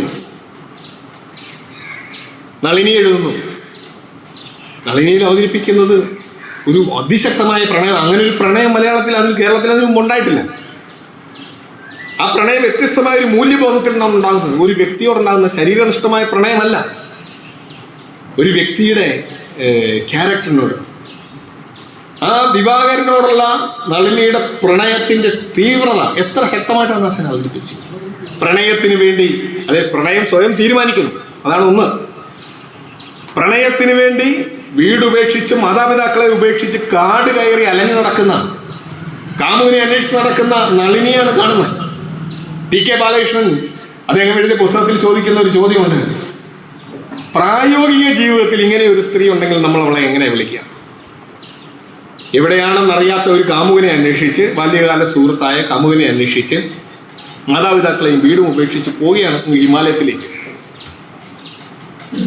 അനുസരണ കെട്ടവളെന്നല്ലേ വിളിക്കുക, ഇല്ലേ? മാതാപിതാക്കളെ അന്വേഷിക്കുക, തോന്നിവാസം നടക്കുന്നുണ്ടെന്ന്. പക്ഷെ ആ കാലത്ത് കുമാരനാശാൻ അങ്ങനെ ഒരു സ്ത്രീ അവതരിപ്പിക്കുക, പ്രണയം അവതരിപ്പിക്കാൻ വേണ്ടി, ശക്തമായ പ്രണയം. എൻ്റെ ഭോഗം എന്താണ്? എൻ്റെ ഏകധനമങ്ങ് ജീവനങ്ങ്, എൻ്റെ ഭോഗം അതും എൻ്റെ മോക്ഷവും. എൻ്റെ ജീവനും എൻ്റെ ധനവും എൻ്റെ മോക്ഷവും എൻ്റെ സുഖവും എല്ലാം ഇദ്ദേഹത്തിൻ്റെ പാദാംബുജങ്ങളിലാണ്. എൻ്റെ ഈശ ദൃഢമീ പദാംബുജത്തിൻ്റെ സീമ എന്നാണ് പറയുന്നത്. ദിവാകരൻ്റെ പാദാരവിന്ദങ്ങളിൽ എത്തുക, അവിടെ ആണ് ആ സാക്ഷാത്കാരം കണ്ടെത്തുന്നത്. കുമാരനാശാന്റെ നളിനി ലീലയിലേക്ക് വരുമ്പോൾ ലീലയിലെ നായിക ഭർത്താവുള്ള സ്ത്രീയാണ്. ഭർത്തൃമതിയായ ലീല മനസ്സിലൊരു കാമുകനെ സൂക്ഷിക്കുകയാണ്. ബാല്യകാലത്തെ കാമുകൻ. ഭർത്താവുമായുള്ള ജീവിതം അവൾ സംതൃപ്തിയല്ല. ഭർത്താവിൻ്റെ മരണശേഷം നളിനി പോയതുപോലെ തന്നെ കാമുകനെ അന്വേഷിച്ച് പോകുന്ന ലീലയാണ് അവതരിപ്പിക്കുന്നത്. അത് അല്പം വഴിവിട്ടതായി, ആദ്യം പറഞ്ഞതിനേക്കാൾ ഇത്തിരി കുഴപ്പം കൂടെ കൂടിയ കുഴപ്പമുള്ളതായിട്ടാണ് കേരളത്തിൻ്റെ യാഥാസ്ഥിക സമൂഹം അതിനെ കാണുന്നത്. പക്ഷെ അത്തരം യാഥാർത്ഥ്യങ്ങൾ, അത്തരം ചില സാഹചര്യങ്ങൾ സമൂഹത്തിലുണ്ട് എന്ന് മാത്രമല്ല, അവിടെയും സ്ത്രീയുടെ പ്രണയത്തെക്കുറിച്ച് ഇപ്പോൾ ഉമ്മാച്ചു വായിക്കുമ്പോൾ അതിൽ അവതരിപ്പിക്കുന്നില്ല. പഴയ എന്താണ് അന്നാക്കരിനെ വായിക്കുമ്പോൾ അതിൽ അവതരിപ്പിക്കുന്ന പ്രണയം, ഇങ്ങനെയുള്ള പ്രണയമുണ്ട്. ആ പ്രണയം വ്യത്യസ്തമായ ഒരു ആകർഷണത്തിൽ നിന്നുണ്ടാകുന്നതാണ്. ആ ആകർഷണം അവർക്ക് ഉപേക്ഷിക്കാൻ പറ്റില്ല. ഭർത്താവിൻ്റെ മരണശേഷം, അഥവാ കഥയുടെ കഥാസന്ദർഭം പറഞ്ഞാൽ മദനന്റെ അടുത്തേക്ക് പോകാൻ വേണ്ടി ലീലയുടെ ഭർത്താവിനെ കവി കൊന്നതാണ് എന്ന് തോന്നുന്നു. ആ രീതിയിലാണ് അവതരിപ്പിക്കുന്നത്. കാരണം അവിടെ അതിൻ്റെ പരിസമാപ്തിയിലേക്ക് പോകുന്നത്. ഇവിടെയെല്ലാം സ്ത്രീയുടെ പ്രണയമാണ്. സ്ത്രീയുടെ ഇതെല്ലാം ജനാധിപത്യപരമായ കാഴ്ചപ്പാടല്ല. പഴയ സമൂഹത്തിൽ അങ്ങനെ ഒരു കവിത ഉണ്ടാകുമോ? അങ്ങനെ ഒരു സങ്കല്പം, അങ്ങനെ ഒരു സാഹിത്യ സൃഷ്ടി നടന്നാൽ അവർ അതാരെങ്കിലും ആസ്വദിക്കില്ല. ഇടപെടുന്ന നമ്മൾ മുന്നോട്ട് വരുമ്പോൾ, ചിന്താവിഷ്ടയായ സീതയിലേക്ക് എത്തുമ്പോൾ കുമാരനാശാൻ ഏതൊരു അവസ്ഥയിലാണ് അദ്ദേഹം കാര്യങ്ങൾ അവതരിപ്പിക്കുന്നത്. അദ്ദേഹം ആ കാലയളവിൽ അതിന് തൊട്ട് മുമ്പ് വരെ 1913 അദ്ദേഹം ബാലരാമായണം എഴുതി തീർക്കുന്നത്. 1902 എഴുതി തുടങ്ങുന്നത് ബാലരാമായണം. 1913 അത് തീർക്കുന്നുണ്ട്. ചിന്താവിഷ്ടയായ സീത എഴുതി തുടങ്ങി 5 വർഷത്തിന് ശേഷമാണ് അത് പൂർത്തീകരിക്കുന്നത്. എത്രമാത്രം സൂക്ഷ്മതയോടെ. ഇടയ്ക്കൊരു ഗ്യാപ്പ് വരുന്നുണ്ട്. പക്ഷെ ഇടയ്ക്കൊരു ഗ്യാപ്പ് വരുമ്പോൾ പോലും ആ വർഷങ്ങളുടെ ഗ്യാപ്പ് ആ കവിത വായിക്കുമ്പോൾ നമുക്ക് അനുഭവപ്പെടില്ല. അത്രയും കൃത്യമായിട്ടാണ് അവതരിപ്പിക്കുന്നത്. അപ്പോൾ ബാലരാമായണം എഴുതിയ കുമാരനാശാൻ തന്നെയാണ് രാമായണത്തെ വേറൊരു കണ്ണോടുകൂടി അവതരിപ്പിക്കുക. എന്താണ് വേറൊരു കണ്ണ്? രാമായണം രാമന്റെ ഹേനം. ആരാണ് രാമൻ? രാമൻ മര്യാദ പുരുഷോത്തമനാണ്. ഇന്ത്യയിലെ മാതൃകാ പുരുഷനായി ഇവിടെ നിലനിന്നിരുന്ന പഴയ വ്യവസ്ഥിതിയുടെ മൂല്യബോധം വെച്ച് നോക്കിയാൽ ഏറ്റവും മാതൃകയായിരുന്നു. അതുകൊണ്ടാണല്ലോ മര്യാദ പുരുഷോത്തമൻ എന്ന് പറയുന്നത്. 300 രാമായണങ്ങൾ എന്ന് പറഞ്ഞൊരു പുസ്തകം രാമാനുജൻ എഴുതിയിട്ടുണ്ട്. 300 രാമായണങ്ങൾ എന്ന് പറഞ്ഞാൽ അതൊരു പുരാവൃത്തമാണ്. രാമകഥയെ അടിസ്ഥാനപ്പെടുത്തിക്കൊണ്ടുള്ള വ്യത്യസ്തമായ വേർഷൻസ് ധാരാളമുണ്ട്. ഓരോ പ്രദേശത്തും ഓരോ രീതിയിലാണ്. രാവണനെ നായകനാക്കിക്കൊണ്ടുള്ള രാമായണമുണ്ട്, മാപ്പിള രാമായണമുണ്ട് കേരളത്തിൽ. ഇങ്ങനെ വ്യത്യസ്ത വാൽമീകിയുടെ രാമായണമുണ്ട്, എഴുത്തച്ഛൻ്റെ രാമായണമുണ്ട്, തുളസീദാസിൻ്റെ ഉണ്ട്, കമ്പരയുടെ രാമായണമുണ്ട്. ഇങ്ങനെ പല രാമായണം. അപ്പം ആ രാമായണത്തിൽ ഏത് ശരി എന്ന് പറയാൻ പറ്റില്ല. പക്ഷേ ഓരോ രാമായണത്തിലും രാമനെക്കുറിച്ച് വിശദീകരിക്കുന്നു. ഓരോ പ്രദേശത്തിൻ്റെ പ്രത്യേകത അനുസരിച്ച്, ആ പരിസരത്തിനനുസരിച്ച്, അവരുടെ മൂല്യസങ്കല്പങ്ങൾക്കനുസരിച്ച് ശരിയും തെറ്റും ഓരോ അവതരിപ്പിക്കുന്നുണ്ട്. ഇന്ന് രാമൻ ഒരു വലിയ പൊളിറ്റിക്കൽ ഇമേജായി മാറിയിട്ടല്ലേ അവതരിപ്പിച്ചിട്ടുണ്ടല്ലോ. ഇപ്പോൾ മഹാത്മാഗാന്ധി രാമരാജ്യത്തെക്കുറിച്ച് പറയും, സംഘപരിവാറും രാമനെ കുറിച്ച് പറയുന്നുണ്ട്, വാൽമീകിയും എഴുത്തച്ഛനും രാമനെ കുറിച്ച് പറയുന്നുണ്ട്. ഈ രാജ്യത്തെ ജനങ്ങളുടെ മനസ്സിലൊരു രാമനുണ്ട്. കാരണം അവർ കേട്ട് പഠിച്ച് പഴകിയ ഒരു പഴയ ഒരു കഥാപാത്രം നിൽക്കുന്നുണ്ട്. ഈ രാമൻ അദ്ദേഹത്തിൻ്റെ പ്രവർത്തനങ്ങൾ എന്താണ്? അത് ആശാൻ തന്നെ വളരെ വിശദമായി വിശദീകരിക്കുന്നുണ്ട് ചിന്താവിഷ്ടയായ സീത. അതായത് തൊട്ട് പിറ്റേ ദിവസം അന്ന് രാവിലെ സീതയുടെ മക്കൾ കുശനും ലവനും ശ്രീരാമ സന്നിധിയിലേക്ക് പോയിരിക്കുകയാണ്. പ്രസവിച്ച് വളർത്തി 10, 12, 13 വയസ്സായ 2 മക്കളെ രാമന്റെ കഥ പാടി പഠിപ്പിച്ച് ആ പാട്ടും പാടിക്കൊണ്ട് അയോധ്യയിലേക്ക് മക്കൾ 2 പേരും പോയിരിക്കുന്ന ദിവസം വൈകുന്നേരം ഇപ്പോൾ അവരവിടെ എത്തിക്കാം. അവിടെ എന്തൊക്കെയായിരിക്കും നടന്നിട്ടുണ്ടാവുക എന്നുള്ള ഒരു ചിന്ത. ആ ചിന്ത അശോകവനിയിൽ വാൽമീകിയുടെ ആശ്രമത്തിൽ ഒറ്റയ്ക്കിരുന്നു കൊണ്ട് അന്നത്തെ ഈ സായാഹ്നത്തിൽ ഇരുന്ന് ചിന്തിക്കുന്ന സീത. ആ ചിന്തിക്കുന്ന സീത അവതരിപ്പിക്കുന്ന ഓരോ കാര്യങ്ങളും വിമർശനങ്ങൾ. സീതയിലൂടെ ആശാൻ അവതരിപ്പിക്കുന്നത് ആധുനിക ജനാധിപത്യ മൂല്യസങ്കല്പങ്ങൾ മൂലം നിലനിർത്തിക്കൊണ്ട് അതിൻ്റെ അടിസ്ഥാനത്തിൽ രാമന്റെ പ്രവർത്തനങ്ങളെ, അദ്ദേഹത്തിൻ്റെ ഓരോ ചെയ്തികളെയും സമീപിക്കും. ആധുനിക ജനാധിപത്യ കാഴ്ചപ്പാട് വെച്ചുകൊണ്ട് പഴയ രാമന്റെ പ്രവർത്തനങ്ങളെ പരിശോധിക്കുകയാണ്. ശരിയോ തെറ്റോ? രാമായണം ചെറുപ്പത്തിൽ വായിച്ച് ചെറുപ്പത്തിൽ ഞാൻ ഗദ്യരൂപത്തിലാണ് വായിച്ചിട്ടുള്ളത്. കഥ കേട്ടും സ്കൂളിൽ അധ്യാപകർ പറഞ്ഞിരുന്നതൊക്കെ കേട്ട് വളരെ സങ്കടം വന്നിട്ടുണ്ട്. കാട്ടിൽ കൊണ്ടുപോയി ഒരു സീതയെ ഉപേക്ഷിക്കുക, ഒരു സ്ത്രീയെ ഉപേക്ഷിക്കുന്നു. കാട്ടിൽ ഗർഭിണിയായിരിക്കുന്ന സീത കാട്ടിൽ എന്തു ചെയ്യും? നമ്മൾ കൊച്ചുകുട്ടികൾ ആലോചിക്കുന്നുണ്ട്, എന്തു ചെയ്യും? മൃഗങ്ങളൊന്നും ഭയപ്പെട്ടു പോകല്ലേ? ഇരുട്ടിനെ നമുക്ക് പേടിയാണ് ഇല്ലേ?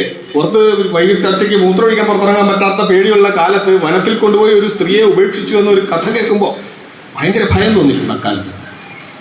അങ്ങനെ സീതയെ ഉപേക്ഷിക്കും.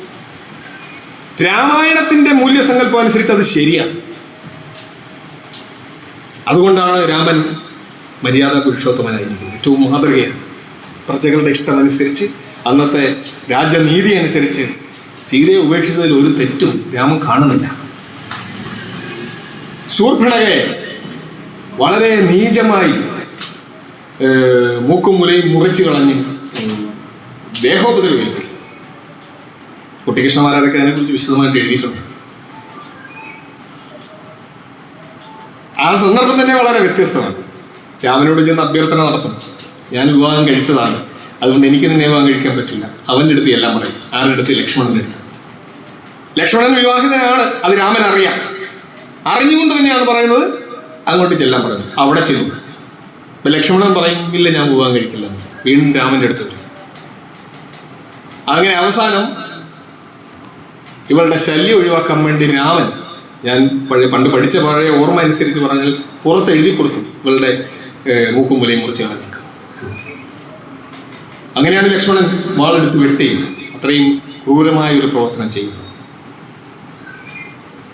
ബാലിയെ ഒളിച്ചു നിന്ന് കൊന്നത് എല്ലാവരും പറയുന്നുണ്ട്. ശ്രീരാമനെ പോലൊരു വലിയ പരാക്രമി, രാവണനെ പരാജയപ്പെടുത്തിയ ഭയങ്കരനായ ഒരു പരാക്രമി ബാലിയെ കൊല്ലുന്നത് ഒളിച്ചു നിന്ന് അസ്ത്രം അയച്ചാണ്. ബാലി ചോദിക്കുന്നുണ്ട്, എന്ത് മര്യാദയാണിത്?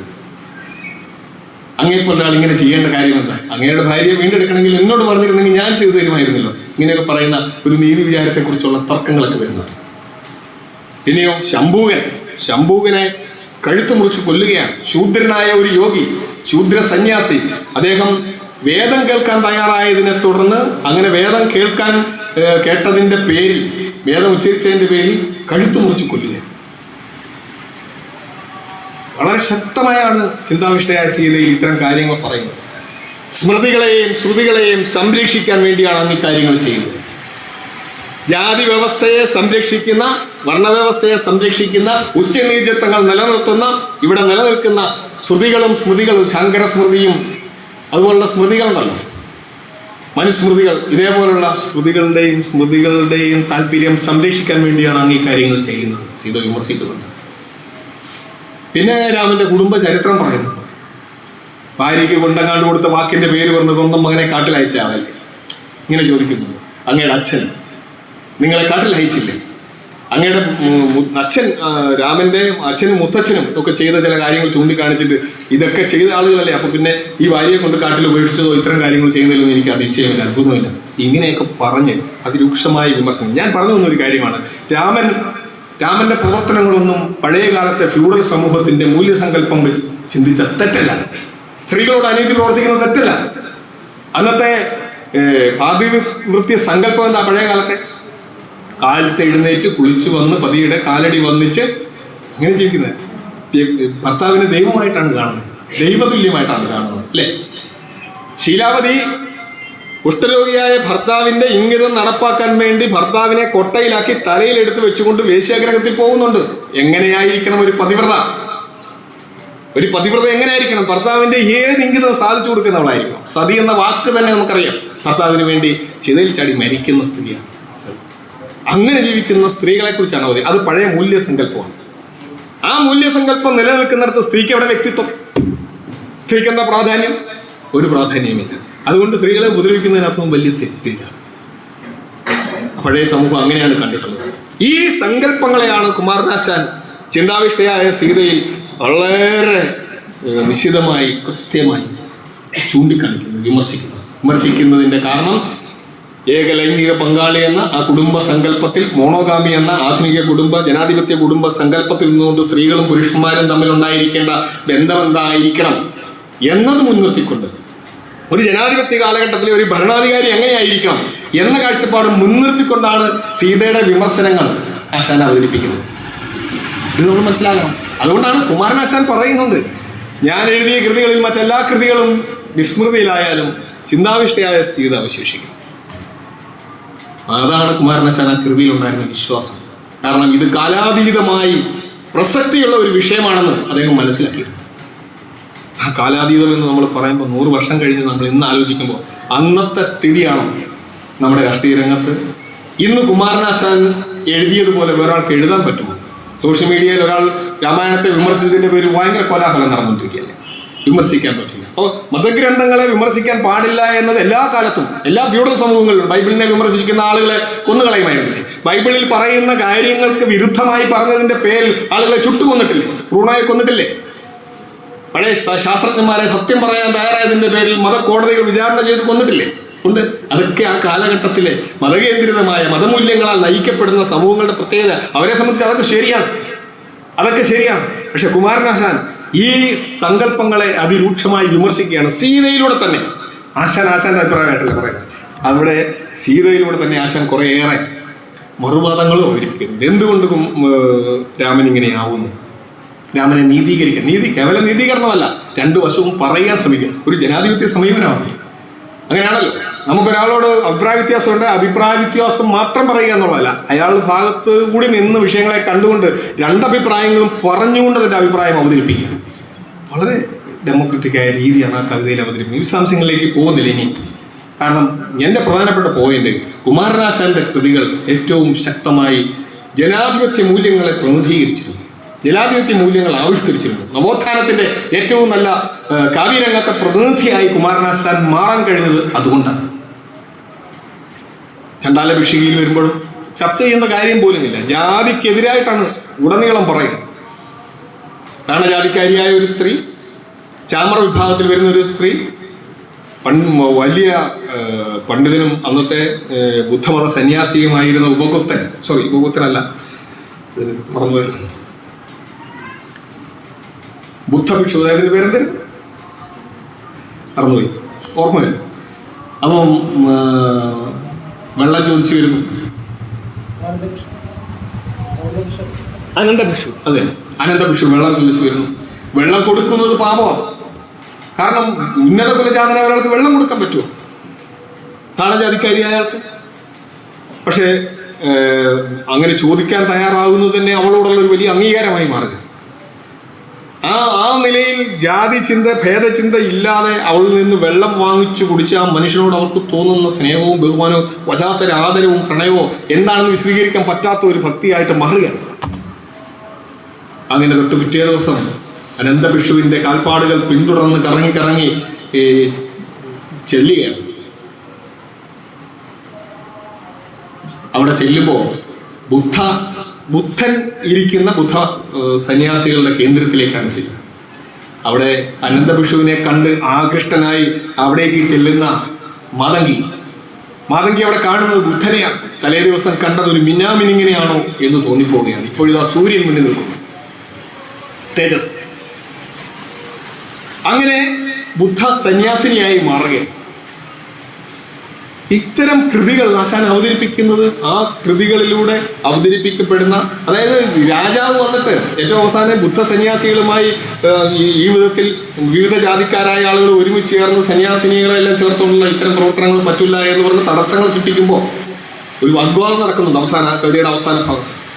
ജാതിയുടെ നിരർത്ഥകത വളരെ വ്യക്തമായി സ്ഥാപിക്കുന്ന ഒരു ലോജിക്കലായ ഡിസ്കഷന്റെ രീതിയിലാണ് ആ കവിത അവസാനിക്കുന്നത്. എല്ലാ കൃതികളും. പിന്നെയുള്ളത് കേരളത്തിൽ അന്ന് വരെ ആരും സാധാരണഗതിയിൽ സങ്കല്പിക്കാതിരുന്ന ഒരു കാര്യമാണ് ദുരവസ്ഥ. ഒരു സാവിത്രി അന്തർജനവും പുലയ യുവാവും തമ്മിലുണ്ടാകുന്ന പ്രണയമാണ്. ഒരു പുലയ സ്ത്രീയും അല്ല ഒരു പുലയ യുവാവും ഒരു അന്തർജനവും നമ്പൂതിരി യുവതിയും തമ്മിലുള്ള ഒരു പ്രണയത്തിലേക്ക് എത്തിച്ചേരുന്ന ഒരു ബന്ധം, അത് അതിമനോഹരമായി ആശാൻ അവതരിപ്പിക്കും. അവിടെ ഏറ്റവും അവസാനം വളരെ ശക്തമായി പറയുന്നുണ്ട് ഈ ജാത്യാചാരങ്ങൾക്കെതിരെ മാറ്റുചട്ടങ്ങൾ എന്നൊക്കെ പറയുന്നത് അതിനുള്ളിലാണ്. ആ കൃതിയുടെ അവസാന ഭാഗത്ത് എനിക്ക് ഓർമ്മയിൽ നിന്ന് കവിത എപ്പോഴും ചൊല്ലിയെടുക്കാൻ പറ്റും. നിങ്ങൾ ഈ നിലനിൽക്കുന്ന ജാതി സമ്പ്രദായവുമായി ബന്ധപ്പെട്ട അനാചാരങ്ങൾ മാറ്റാൻ തയ്യാറായില്ലെങ്കിൽ അത് നിങ്ങളെ തന്നെ മാറ്റും എന്നാണ് അല്ലേ? അവിടെയാണ് മാറ്റുചട്ടങ്ങളെന്ന്. ഇവിടെ നമുക്കറിയാം സഹോദരൻ അയ്യപ്പൻ മിശ്രബോധനം നടത്തുന്നത് ചെറായി 2017 മിശ്രബോധനം നടത്തുന്നത്. അന്ന് SNDP യോഗത്തിൽ ഒരു ഇത്തിരി ആശയക്കുഴപ്പവും സംവാദമൊക്കെ ഉണ്ടാകുന്നുണ്ട്. അന്ന് കുമാരനാശാൻ പറയുന്നുണ്ട്, അയ്യപ്പനെ പോലെയുള്ള ആളുകൾ, യുവാക്കൾ ആദർശത്തിന്റെ കൊടുമുടിയിൽ നിന്നും കീഴ്ക്കാൻ തൂക്കായി താഴേക്ക് ചാടുന്നതും വിജ്ഞാനവർദ്ധിനി സഭ, അതായത് അവിടുത്തെ ഇടവേണ്ട സംഘടനയാണ് വിജ്ഞാനവർദ്ധിനി സഭ, അത്തരം പ്രവർത്തനങ്ങളുടെ പേരിൽ ഈ ചെറുപ്പക്കാരെ ഈ സഭയിൽ നിന്നും ഭ്രഷ്ടി കൽപ്പിക്കുന്നതും ഒരേപോലെ അപലപനീയമാണ് എന്ന് പറഞ്ഞതിനെ വിമർശിക്കുന്നുണ്ട്. പക്ഷെ ആശാൻ അയ്യപ്പൻ ചെയ്തത് ഒരു സാഹസമാണ് എന്ന് പറയുന്നത്. അതേ കുമാരനാശാനാണ് തൻ്റെ കവിതയിലൂടെ ഒരു പുലയ യുവാവിനെയും ഒരു നമ്പൂതിരി സ്ത്രീയെയും വിവാഹം കഴിപ്പിക്കുന്നത്. ആ വിവാഹത്തിലേക്ക് എത്തിച്ചേരുന്നതാകട്ടെ അവർ ഒരുമിച്ച് ചേരുകയും ഈ ചാത്തൻ എന്ന യുവാവിൻ്റെ ഏറ്റവും അന്തസ്സാർന്ന പ്രവർത്തനം, മറ്റൊരു കുടുംബത്തിൽ നിന്ന് അഭയം തേടി ഇവിടെ എത്തിയ ആ പെൺകുട്ടിയുടെ സാവിത്രിയുടെ ആവശ്യകത മനസ്സിലാക്കി അവളെ ഉചിതമായി ബഹുമാനിക്കുകയും പരിചരിക്കുകയും ചെയ്യുന്ന ചാത്തൻ്റെ പെരുമാറ്റങ്ങൾ കണ്ട് ആദരവ് തോന്നി അവരുടെ പ്രണയമായി മാറും. അപ്പോൾ അവിടെ കാണാൻ പറ്റും സമൂഹം കൽപ്പിക്കുന്നത് എന്ത് നിയമങ്ങളൊക്കെ ആണെങ്കിലും, എന്ത് നിയമങ്ങൾ സമൂഹം കൽപ്പിച്ചാലും വ്യക്തികൾ തമ്മിലുണ്ടാകുന്ന ആകർഷണമാണ് പ്രണയത്തിലേക്ക് നയിക്കുന്നത്. കരുണയാണ് അവസാനത്തെ കൃതി. അവിടെ നമുക്കറിയാം വ്യത്യസ്തമായ ഒരു പ്രണയം, ഓരോ കൃതിയിലും വ്യത്യസ്തമായ പ്രണയം, വ്യത്യസ്ത തലങ്ങളിലുള്ള സ്ത്രീകളുടെ പ്രണയങ്ങളാണ് അവതരിപ്പിക്കുന്നത്. ഇവിടെ ദേശീയാവൃത്തി കുലത്തൊഴിലായ ദേവദാസിയായ ഒരു സ്ത്രീയുടെ അകൃത്രിമമായ പ്രണയമാണ്. ഒരു യുവാവായ ഒരു സന്യാസിയോട്, ബുദ്ധമത സന്യാസിയോട് തോന്നുന്ന വാസവദത്തയുടെ പ്രണയം. ആ പ്രണയത്തിന് വേണ്ടി അവളെല്ലാം കൊടുക്കാൻ തയ്യാറാകും. അയാളെ ഒന്ന് കണ്ടാൽ മതി, ഒരു തവണ ഒന്ന് കണ്ടാൽ മതി. അയാൾ പ്രണയം നിഷേധിക്കുമ്പോഴെല്ലാം നമ്മൾ വല്ലാതെ വിവശയാകുകയാണ്, ദുഃഖിതയാകുകയാണ്, സങ്കടപ്പെടുകയും. ഏറ്റവും ഒടുവിൽ ആ മനുഷ്യനെ ചെന്ന് ചുടുകാട്ടിൽ ശാരീരിക അവയവങ്ങളെല്ലാം, കരചരണങ്ങളെല്ലാം മുറിച്ച് രക്തം മുഴുവൻ വാർന്നുപോയി ചലനമറ്റ് കിടക്കുകയാണ് ചുടുകാട്ടിൽ. ഒരു തോഴി മാത്രം അടുത്തുണ്ട്, ഒരു തുണിയിട്ട് ആ ശരീരം മൂടിയിട്ടുണ്ട്. ആ സമയത്ത് ഉപഭുക്തൻ കടന്നു വരികയും ഉപഭുക്തൻ കടന്നു വരുന്നു എന്നറിയുമ്പോൾ വളരെ പെട്ടെന്ന് തോഴിയോട് പറയുന്നുണ്ട്, എൻ്റെ ശരീരമെല്ലാം ശരിക്കും മൂടിയിടാൻ പറയുന്നു. മരിക്കാൻ കിടക്കുകയാണ്, ജീവൻ നഷ്ടപ്പെട്ടു, അവസാന തുള്ളി ജീവൻ ശരീരത്തിൽ അവശേഷിക്കുന്ന സമയത്താണ് ഉപഭുക്തൻ എത്തുന്നു എന്നറിയുമ്പോൾ അവളുടെ ശരീരത്തിൽ അവശേഷിച്ച രക്തം മുഴുവൻ മുഖത്തേക്ക് ഇരച്ചു വരികയാണ് പ്രണയത്തിൻ്റെ ശക്തി. അവിടെയും പറയുന്നുണ്ട് അവൾക്ക് മോക്ഷം കിട്ടുന്നത്, അവളുടെ ജീവിത സാക്ഷാത്കാരം, ഉപഭുക്തൻ്റെ സാന്നിധ്യം കൊണ്ട് അയാൾ നൽകുന്ന ഉപദേശത്തിലൂടെ അവൾക്ക് സാക്ഷാത്കാരം, ജീവിത സാക്ഷാത്കാരം നേടുകയാണ്, അവരുടെ പ്രണയ സാഫല്യം അതിലൂടെ ഉണ്ടാകുകയാണ്. അങ്ങനെ അവതരിപ്പിക്കുക. അവിടെയും ആശാൻ സന്യാസത്തിൻ്റെ ദൗത്യമെന്നത് പതിത സേവയാണ് എന്ന് അവതരിപ്പിക്കുന്നു. തുടക്കത്തിൽ ആശാൻ അവതരിപ്പിക്കുന്ന എല്ലാ കഥാപാത്രങ്ങളും കാനനങ്ങളിലും ഗിരിശൃംഗങ്ങളിലുമൊക്കെ അലഞ്ഞു നടക്കുന്ന സന്യാസിമാരെയായിരുന്നു അല്ലേ? ദിവാകരനും മദനനും ഒക്കെ അങ്ങനെയായിരുന്നു. ഇവിടെ വരുന്ന എങ്ങനെ? ഇവിടെ അവതരിപ്പിക്കുന്നത് ജനങ്ങൾക്കിടയിൽ വേശ്യകളെ അല്ലെങ്കിൽ ഏറ്റവും മതസ്ഥരായ പാവപ്പെട്ട ദുഃഖം അനുഭവിക്കുന്ന ആളുകളുടെ ജീവിതത്തിൽ ഉത്കർഷം സൃഷ്ടിക്കുന്നതിന് വേണ്ടി പ്രവർത്തിക്കുന്ന പതിത സേവയ്ക്കായി പ്രവർത്തിക്കുന്ന ഒരു സന്യാസി അവതരിപ്പിക്കുന്നു. അവിടെ ശ്രീനാരായണ ഗുരു നോക്കുക, കേരളത്തിലെ അല്ലെ ഇന്ത്യയിലെ മറ്റൊരു സന്യാസിയും നടത്താത്ത പ്രവർത്തനം നടത്തിയ ആളാണ് ശ്രീനാരായണ ഗുരു. സന്യസിച്ച് എവിടെയെങ്കിലും പോയി ആശ്രമത്തിലിരുന്ന് ഉള്ളിലേക്ക് നോക്കിക്കൊണ്ടിരിക്കുന്ന ആളായിരുന്നില്ല ഗുരു. അദ്ദേഹം ആധ്യാത്മികതയിൽ വിശ്വസിച്ചിരുന്നു, അദ്വൈതത്തിൽ വിശ്വസിച്ചിരുന്നു. അദ്വൈത ചിന്ത അദ്ദേഹത്തെ സമൂഹത്തെ എന്ന് പറഞ്ഞാൽ ഐത്തജാതിക്കാരനും മേൽജാതിക്കാരനെന്നും വിഗ്രഹമെന്നും പ്രാർത്ഥിക്കുന്നവനെന്നും ഭേദമൊന്നുമില്ല, എല്ലാം സത്തയിൽ ഒന്ന് തന്നെയാണ്, ഈ പദാർത്ഥ ലോകത്തിൽ എല്ലാം സത്തയിൽ ഒന്ന് തന്നെയാണ് എന്നാണ് ഗുരു അദ്വൈതത്തിന് നൽകിയ വിശദീകരണം. ആ വിശദീകരണത്തിന്റെ അടിസ്ഥാനത്തിൽ നോക്കുമ്പോൾ ജാതിഭേദത്തിന് അർത്ഥമില്ല. എല്ലാ മനുഷ്യരും ഈ പ്രകൃതിയിൽ സത്തയിൽ ഒന്ന് തന്നെയാണ്, ഒരേ ചൈതന്യത്തിന്റെ ഭാഗമാണെന്ന് വിശ്വസിക്കുന്നത്. അങ്ങനെയുള്ള നാരായണ ഗുരുസ്വാമി അദ്ദേഹം സമൂഹ പരിഷ്കരണത്തിന് വേണ്ടി തെരുവിലേക്ക് ഇറങ്ങുകയാണ്, ജനങ്ങൾക്കിടയിലേക്ക്. നിർത്തി ഈ നിലയിൽ പഠിക്കേണ്ട ആളാണ്. അപ്പോൾ അങ്ങനെയൊരു ആചാര്യൻ, അങ്ങനൊരു ഗുരു അദ്ദേഹത്തിൻ്റെ മുന്നിൽ അദ്ദേഹത്തെ നയിക്കാനുണ്ടായി. അതിൻ്റെ അടിസ്ഥാനത്തിൽ കേരളീയ സമൂഹത്തെ ആകെ പരിഷ്കരിച്ച് മാറ്റി ഉണർത്തിയെടുക്കുക എന്ന ഒരു ദൗത്യമാണ് കുമാരനാശാൻ നിർവഹിച്ചത്. 100 വർഷങ്ങൾക്ക് ശേഷവും മറ്റ് കവികളെ കുറിച്ച് ചർച്ച ചെയ്യാത്ത കേരളത്തിൻ്റെ ആസ്വാദ്യ മനസ്സുകൾ കുമാരനാശാനെ ഇന്നും ചർച്ച ചെയ്യുന്നുണ്ടെങ്കിൽ ആശാന്റെ ഭാവുകത്വവും ആശാന്റെ കാവ്യരചനാ ശേഷിയും സർഗാത്മകതയും കൊണ്ട് മാത്രമല്ല, മറിച്ച് ആശാന്റെ കൃതികളിലൂടെ കേരളീയ നവോത്ഥാനത്തിൽ വരുത്തിയ പരിവർത്തനം, ആ കേരളീയ സമൂഹം ഏത് ദിശയിലേക്കാണോ മാറാൻ വ്യഗ്രമായിക്കൊണ്ടിരുന്നത്, ആ മാറ്റത്തിന് അനുരോധമായ നിലയിൽ ജനങ്ങളിലേക്ക് കാവ്യങ്ങളിലൂടെ ഇടപെട്ടുകൊണ്ടിരുന്നു. അന്ന് കേരളീയ സമൂഹത്തിൽ ഉണ്ടായി വരുന്നിരുന്ന സാമൂഹ്യ മുന്നേറ്റങ്ങളെ, പ്രസ്ഥാനങ്ങളെ ആവേശകരമായി മുന്നോട്ട് കൊണ്ടുപോകാൻ, അതിനെ ത്വരിതപ്പെടുത്തുവാൻ ആശാന്റെ കവിതകൾക്ക് കഴിഞ്ഞിട്ടുണ്ട്. അന്ന് കഴിഞ്ഞിട്ടുണ്ട് എന്നത് മാത്രമല്ല, ഇന്നും കഴിയുന്നുണ്ട്. ആണ് ചിന്താവിഷയ സ്ഥിതിയെക്കുറിച്ച് പറയുമ്പോൾ ഞാൻ പ്രത്യേകം എടുത്തു വന്നത്. ഇനിയും ഡെമോക്രറ്റൈസ് ചെയ്യപ്പെട്ടിട്ടില്ല, ജനാധിപത്യവൽക്കരിക്കപ്പെട്ടിട്ടില്ലാത്ത, ജനാധിപത്യ മൂല്യങ്ങളുടെ കാര്യത്തിൽ ഇനിയും ഒത്തിരി പിന്നാക്കം നിൽക്കുന്ന സമൂഹം തന്നെയാണ് ഇന്ത്യയിലെ മറ്റ് സ്റ്റേറ്റുകളെ അപേക്ഷിച്ച് ഒരുപാട് മുന്നിലാണ് കേരളമെന്ന് പറയുമ്പോൾ. അതുകൊണ്ട് ആശാൻ കൃതികൾ ചർച്ച ചെയ്യുന്നതിന് വമ്പിച്ച പ്രാധാന്യമുണ്ട്. ഇങ്ങനെ ഒരു ആചരണ പരിപാടി ഇവിടെ സംഘടിപ്പിച്ച സംഗീത സഭയുടെ പ്രവർത്തകരെ അഭിനന്ദിച്ചുകൊണ്ട് എൻ്റെ വാക്കുകൾ ക്ഷമയോടെ കേട്ടിരുന്ന ഏവർക്കും നന്ദി രേഖപ്പെടുത്തിക്കൊണ്ട് നിർത്തുന്നത്.